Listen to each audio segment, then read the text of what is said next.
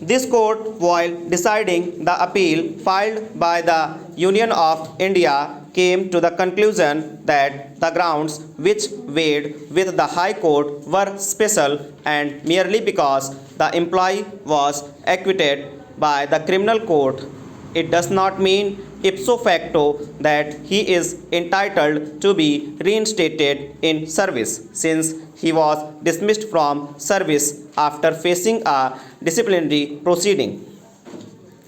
The reason being that the disciplinary proceedings are governed by a different standard of proof, which are different from what is applied in a criminal proceeding. Whereas in a criminal trial, the burden lies on the prosecution to establish the charge beyond reasonable doubt, and in a departmental proceedings, the charges have to be proved on the basis of preponderance of probabilities. In the above case, a distinction has also been drawn by this court between a criminal offense and misconduct. One has to be proved in a criminal court, the other in a departmental proceeding, and though both may arise from the same set of facts, yet there is a clear distinction between the two, and merely because one has been acquitted in a criminal trial, it would not amount to a reversal of the findings of misconduct which were arrived in a departmental proceeding. This court also observed that the High Court fell into an error in doing exactly this, which was done by drawing an erroneous inference from the decision of this court given in Captain Anthony. We must therefore reproduce here the two paragraphs from the judgment of this court in Sitaram Misra. The fact that the first respondent was acquitted in the course of the criminal trial cannot operate ipso facto as a ground for vitiating the finding of misconduct which has been arrived at during the course of the disciplinary proceedings.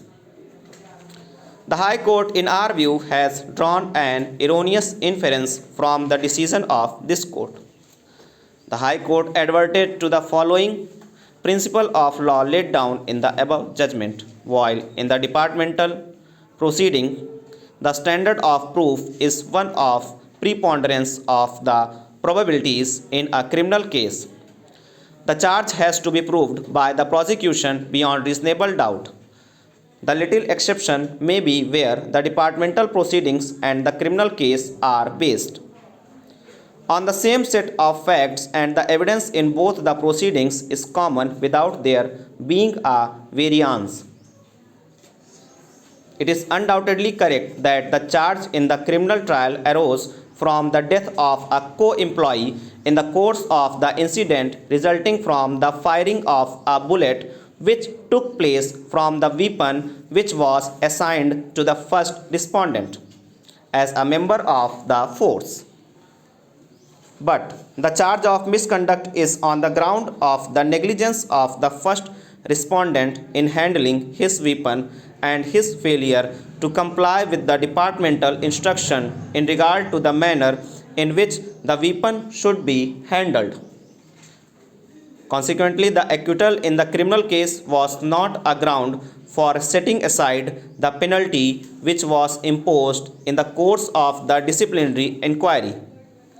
Hence, having regard to the parameters that govern the exercise of judicial review in disciplinary matters, we are of the view that the judgment of the division bench of the High Court is unsustainable. A three-judge bench of this court in another case held the position of law was explained as follows. In our judgment, the law is fairly well settled. Acquittal by a criminal court would not debar an employer from exercising power in accordance with rules and regulations in force.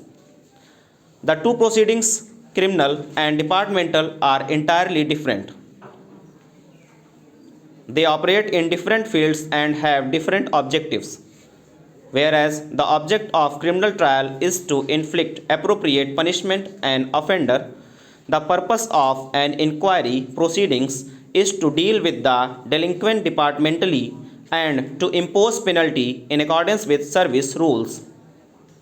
In a criminal trial, incriminating statement made by the accused in certain circumstances or before certain officers is totally inadmissible in evidence.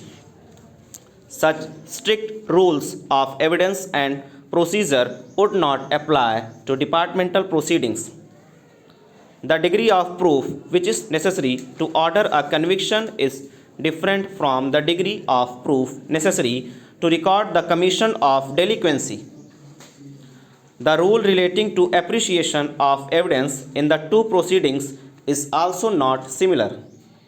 In criminal law, burden of proof is on the prosecution, and unless the prosecution is able to prove the guilt of the accused beyond reasonable doubt, he cannot be convicted by a court of law.